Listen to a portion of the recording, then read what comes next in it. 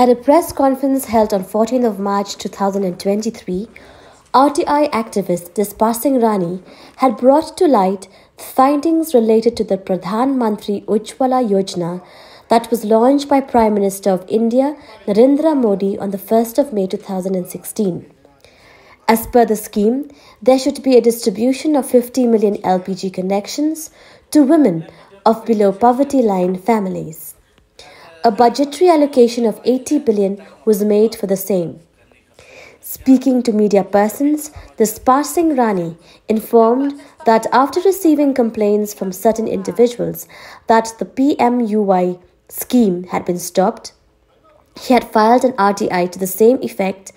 and as per reports, it was found that there has been no notification issued by the central government regarding gas agencies to stop the free distribution of LPG connections to BPL households.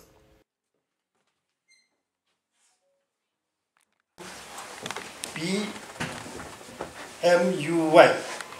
Tiga ni scheme isya ada free connection mo sa borok kini ki BPL card holder.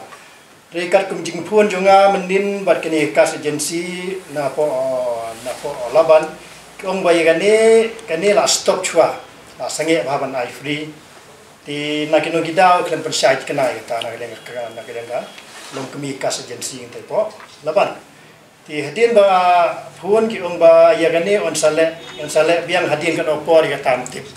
de jingkeli kalong gani ka RTI report de jonga ka hadu menta kumbolong gani hadu menta kalong ba kumdon kam de taka deposit pisah ne ka ai free bit na dong sedong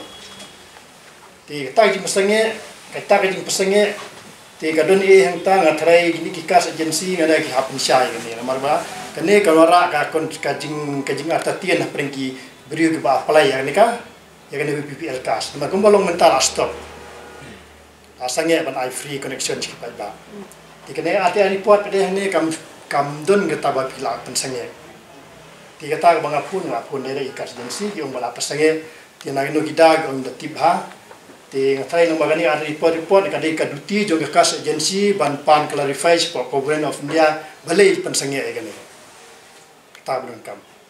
madagalang pa ba adin balai ini ga arte jo ngali kin nei be ong ai free bet balai pi pensenge ndai pensenge la ka report kam don de mention bala pensenge ti kano la kharukom na pensenge ti kata ni ga ba nagalang nga asa ka dum galang no ba balai la pensenge egane ka jing ai free sek pa ba ga don ni ki BPL card hot da